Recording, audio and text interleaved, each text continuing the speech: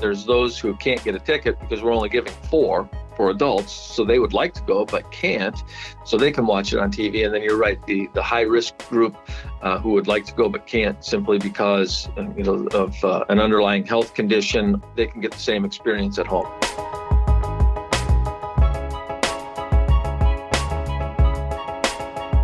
Hello and welcome to the Daktronics Experience Podcast. I'm Justin Oxner here with Matt Anderson. Today we're joined by Joey Struwe.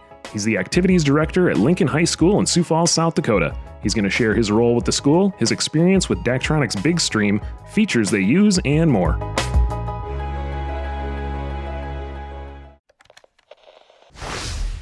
And we're here today with Joey. Joey, how you doing? I'm doing well. How are you? I'm pretty good. Matt, how you doing over there? I'm doing really good. I'm on my second cup of coffee, so I'm doing good. That's a good start to the day. All right, Joey, you're with Lincoln High School in Sioux Falls. Can you give us a quick background of your role and how you came to be in that position?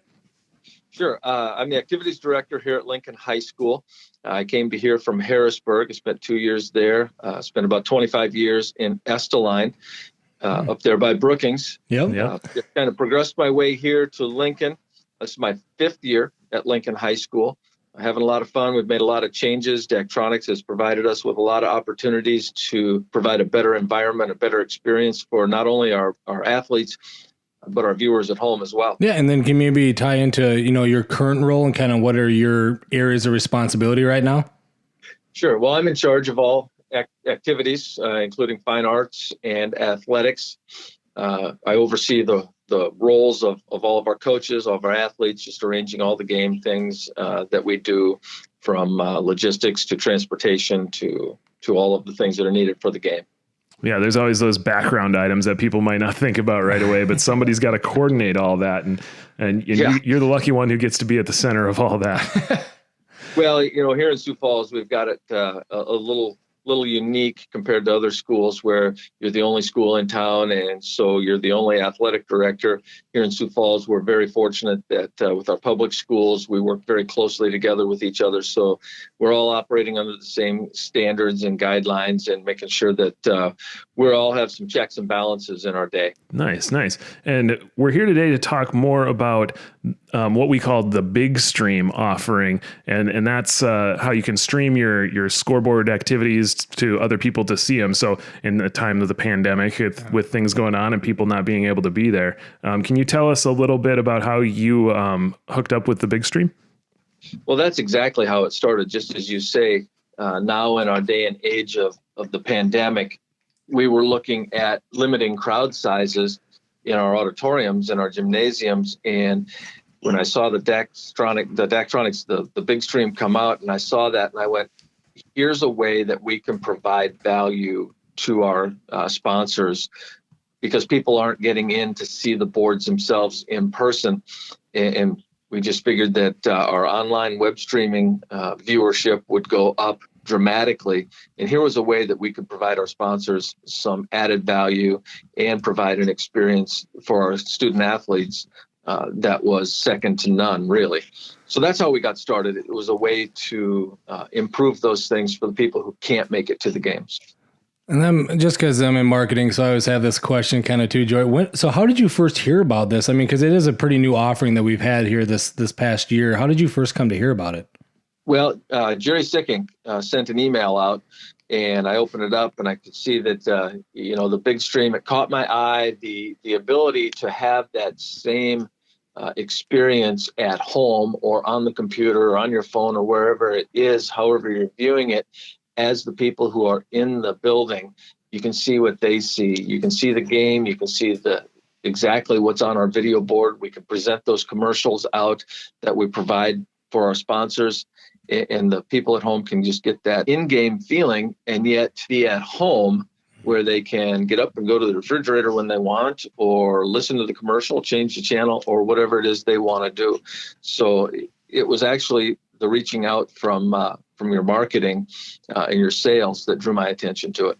Nice. That's always good to hear, first of all.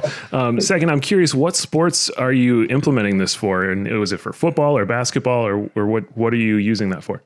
Well, we're gonna use it for every sport that we have in our gymnasium. Right now in the fall, obviously, we host volleyball in our gymnasium, so we're using it in our gymnasium for volleyball only, because that's the only sport we have going on in there. But out at Howard Wood Field, we've also implemented it out there. Casey Miley has adopted it for use out at Howard Wood Field.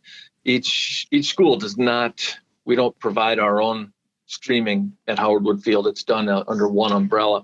So every school, public school that plays out there, it's done for us. So he's adopted that out there. So he's using it at Howard Wood Field. So we get it for football as well. Nice. And I'm thinking, just because every, high school or college right now is kind of going through something different, can you maybe just give me and the listeners a brief overview of kind of your current landscape for athletics? Are you nobody at all allowed in attendance, or do you have a percentage amount, or how's that laid out? Right now, we allow in our stands, we give each rostered athlete 4 vouchers or 4 tickets per person for family members, and we allow our students in as long as they have purchased an athletic activities pass. So we don't limit our number of students, but we do limit the number of adults. So that's how we're reducing our crowd size. And being able to offer something like this is either for people in town that want to come to the game, or elderly people, because I know like my grandparents will watch streaming things of like my nephews and stuff, and they are in areas of the country where they could go to it, but they're not going to, right? Because they're high risk. So it seems like it's a great combination of both just normal people who aren't high risk that could have went, and then other people that could go but shouldn't. Right. You've got both groups. I mean, there's those who can't get a ticket because we're only giving 4 for adults. So they would like to go, but can't. So they can watch it on TV. And then you're right, the high risk group who would like to go, but can't, simply because, of an underlying health condition or just preference not to be exposed to the potential of having a virus. Either way, they can get the same experience at home.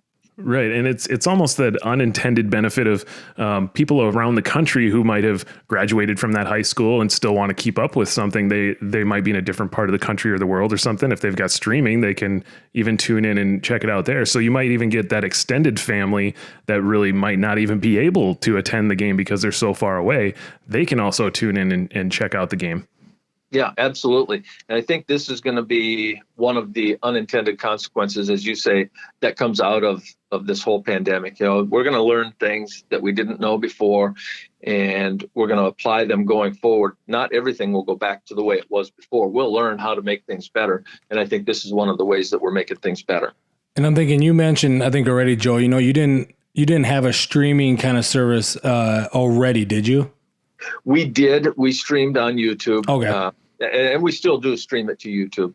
Okay. I was just kind of thinking, like, what the difference of this right then? So, I mean, what more does it kind of take to make something like this happen? Is it a lot more smooth because you're kind of taking what you would normally be showing on a video display, or how does that work? It works very seamlessly. I've got a class of students, not me personally. Charnel Woolidge has a group of students in her classroom who actually run the boards during the game. And that's been a big improvement since last year, that we've got a group of kids who are involved in creating graphics to display on the stream and on the screen in the gymnasium.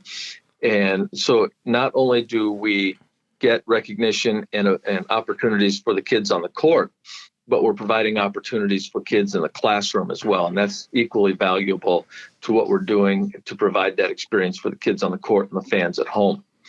I love that. And that's always a side benefit, when we talk to other high schools and colleges too, it's when they, especially when they didn't have a video board and then they get one, it's great for the athletes, but there's so many educational opportunities for people being able to create graphics, like you said, or run the boards. And then something like this seems like it's important, because if you already have that established and you're wondering about people coming to your games, how do you make sure you don't lose that? That's just it. You don't want to take a step backwards on any given day. You want to have a consistent product that you're displaying to the public. And I'm sure you would agree with that, being in the business industry. Mm-hmm. What we put out there, we have to have it every night, because people come to expect it. And when you don't have it, they're putting in the chat box, or they're texting, or they're emailing, hey, your web stream's down, or there's something wrong with the display, whatever that happens to be. They're pointing it out, so people are watching.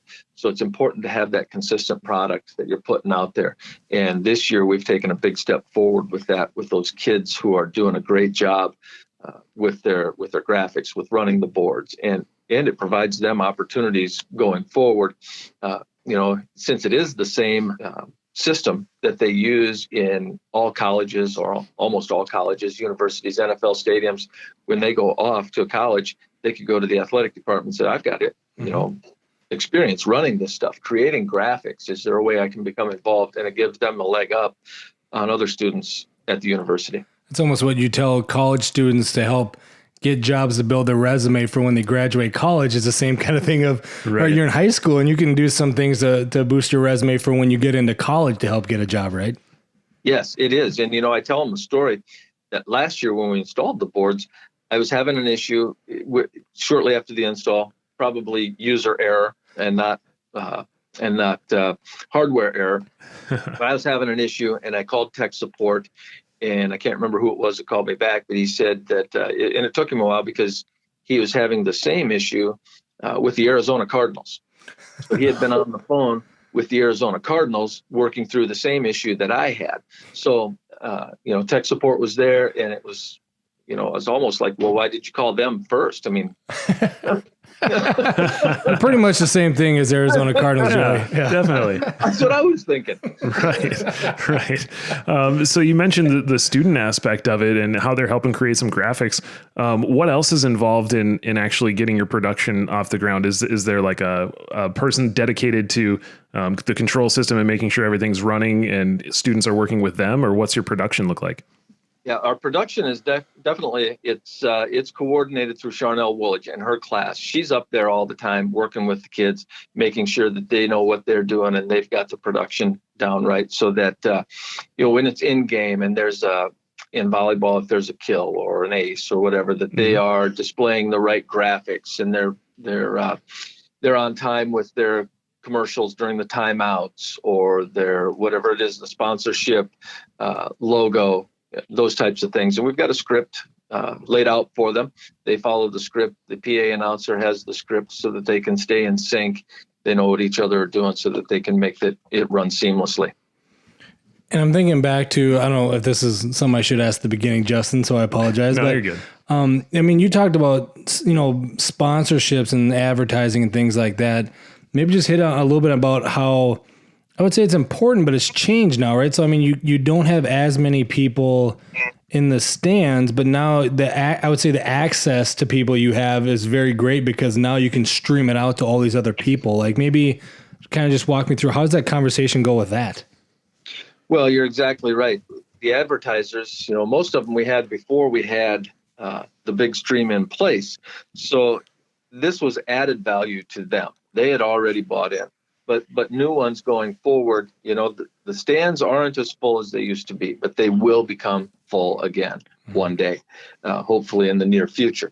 So those people are going to come back into the gym. But I still think that our online viewership will stay at a level that we're getting now. I think it'll continue to grow so that when the people come back into the stands who were watching on TV or on the internet or wherever, those people will be replaced by new online viewers once this gets more established. So viewership, exposure, that's going to continue to grow. So it makes it easier to tell our potential sponsors, here's the value that you're getting now, and here's where the value will grow. It will continue to grow. So it's not just a static investment for them, and this is all I'm ever going to get. I think that we can show them that this will grow over time. And I think about, I'm out here in Brookings, South Dakota, and I went to high school in Princeton, Minnesota. So I should check and see if they have something like this. Cause it's one of the, on a Friday night, if they had something going like this, I'm not going to drive 5 hours back to watch the game, but if it's streaming, I could put up my phone and watch it. So I know we've kind of talked about this example already about reaching people that would never have came to the game, but have ties to the school somehow. And I don't know, this kind of made me think I need to check and see if they have it. Cause I would definitely check that out. Yeah, it's a great system. They have a lot of good features. As I said, the possibilities are limitless to what you can show the audience during breaks in the action. And right now we're just touching the surface of what we can do. Yeah, and you mentioned there's some features there, and we've talked a little bit about some of them. What do you think is your favorite feature of the Big Stream that you've incorporated? I think my favorite feature is that we can run video, audio commercials, not just of our sponsors, but we have things that we can create. For example, our cross-country team just won a state title, and we, rather than having in-person ceremonies, what we're doing for our state title winners now is we're creating a video tribute to the team with interviews from the coaches and the players and montages of still shots, set to music, that type of thing. We can play those things during breaks in the action to show the public, here's what we did, give those kids some exposure who wouldn't have exposure through the big stream because they don't play in a gymnasium. They're outdoors. Yeah, that's cool. And congratulations, by the way. Yeah. Thank you. And it sounds like you're almost building your own TV channel, right? It's kind of what it sounds like. You're making your own commercials and... It is a little bit. I mean, like I said, the possibilities are limitless to what your students can create and what your staff can do and put up there. I mean, you can put anything you want up there. And I'm thinking, is there, because you're talking about making these types of video commercials right now, is there something as we talk about, when things do get back to normal and you do have a lot of fans in the stands and these things are going on, is it fair to say that you've learned things through Big Stream that you're going to actually implement now in your new game day production when that happens? I think that's fair to say, but to be honest with you, I don't know what those things are right now. Yeah, true. Because we won't really fully realize them until we get back to quote unquote normal, and we can have a lot of people in the stands, and then the production crew, the teachers, the students will find out, hey, what if we do this? How about if we do that? And then we'll identify those things. But right now, we're so focused on what we're doing here in the here and now that to project what we've learned over the course of time is probably a little unrealistic. Yeah. And I'm curious, say your school, like there's schools out there like Princeton, I'm going to use Matt's example here, and say they don't have streaming. What advice would you give if they were looking to get started with streaming? Well, you have to have someone in the school or in the community who's dedicated to it.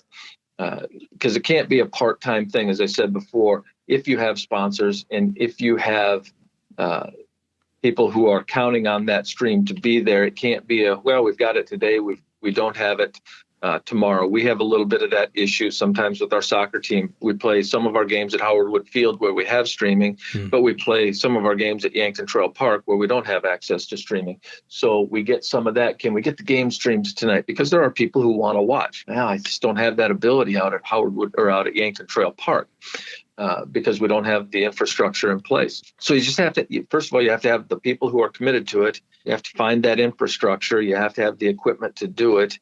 And then the rest really is just imagination. And I know that Daktronics has come out and they've helped us with our sales for our sponsorships. They've helped us sell this to them. They've helped us installation and tech support and all that stuff. So it's been really good to work with. So you just have to find someone with passion to do it, develop an infrastructure. It does cost a little money.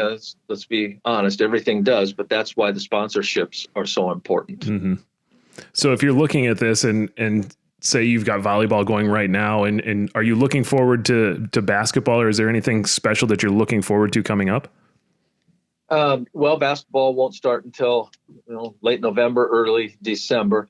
So I always look forward to the next season. But the thing is, enjoy the season that you're in. Yeah. Enjoy what you're doing now, especially now, because we don't know exactly what the future is going to hold and how we're going to move going forward with our athletics this winter. Right. Yeah. If a pandemic's taught us anything, you don't know what the future is going to hold. I was just going to say, that's one of those questions where you don't know what to do with, where it's, hey, tell us what you think is going to happen, in the spring. And then you'd be like, I don't know what's going to happen in 2 weeks. Yeah. So I don't know how to answer that. Exactly right. You mean you don't have a crystal ball with all the answers? Well, I do have a magic 8-ball on my desk that I've developed a system of here. Just when people come in with questions, I just, here you go. Just hand them the ball and wait. Yeah, it's as good as I can do. Nice. Well, Joey, I want to thank you for coming on and sharing your experience with Big Stream and with working with Daktronics and sharing all about yourself and what you've got going on there at Lincoln High School. Thanks, Matt. Thanks, Justin. I appreciate you guys having me on today. All right. Thanks, Joey. Thank you for listening to this episode of the Daktronics Experience Podcast. Please subscribe at your favorite place to listen to podcasts to keep up with our latest episodes.